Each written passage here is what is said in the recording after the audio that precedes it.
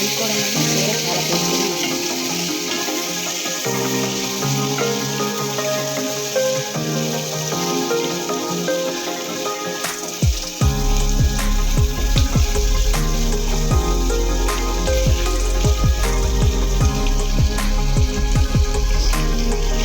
కొంచెం పువ్వు,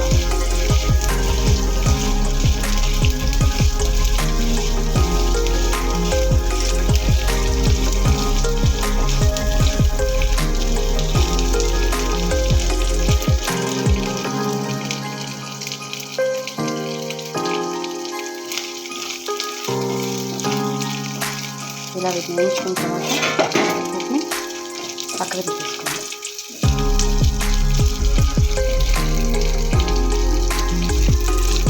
సరిపోతుంది. కలర్ షేడ్ అయింది కదా,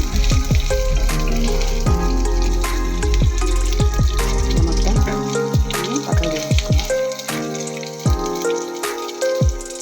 స్టవ్ కింద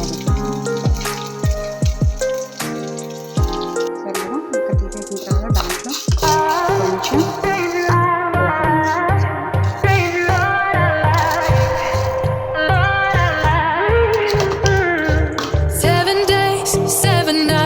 since my hair got cut and dyed, and I've had 7 days since I tried to rip a chapter out my mind.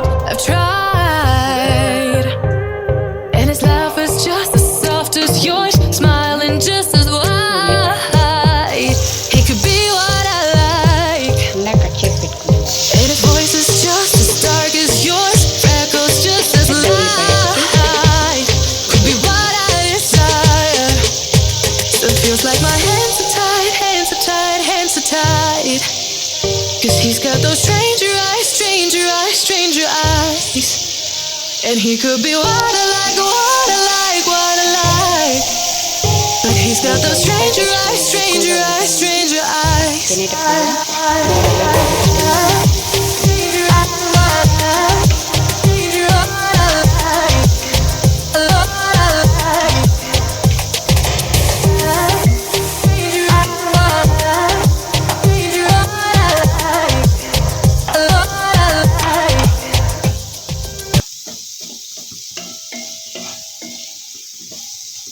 కొంచెం మంట మీడియంలో పెట్టుకున్నాం.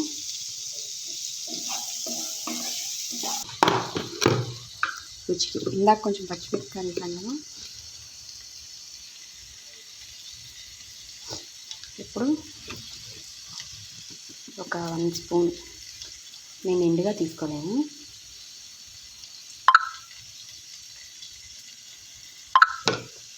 ఇది కొంచెం స్పైసీగా ఉంటే బాగుంటుంది ఫ్రెండ్స్. నాది కారం కొంచెం లైట్గా మంట తక్కువ, అందుకని నేను కొంచెం ఎక్కువ తీసుకుంటాను. మీకు ఎంత కావాలంటే అంత రుచికి సరిపడా. సరేనా?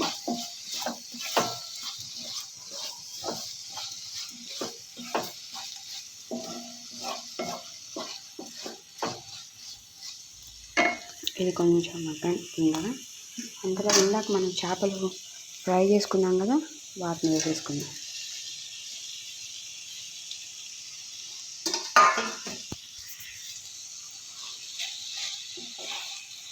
ఇప్పుడు బాగా పెట్టి కలబెడదాం.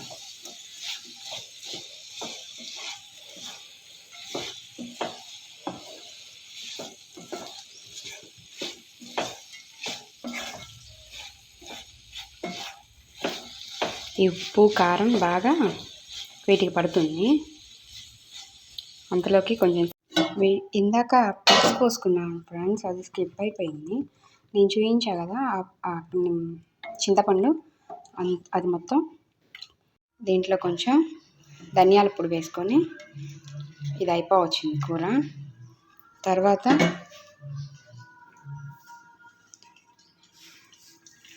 లైట్గా కొంచెం లాస్ట్గా కొత్తిమీర వేసుకున్నాం దించుకునే ముందు. ఇప్పుడు ఉప్పు సరిపోయిందా లేదో ఒకసారి చూసుకొని ఇప్పుడే దించేసుకోవచ్చు. అంతే, నత్తెళ్ళ కూర తయారు, రెడీ. వేడి వేడి అన్నంలో ఇది వేసుకొని తింటే చాలా బాగుంటుంది. ఇప్పుడు స్టవ్ ఆఫ్ చేసుకుందాం.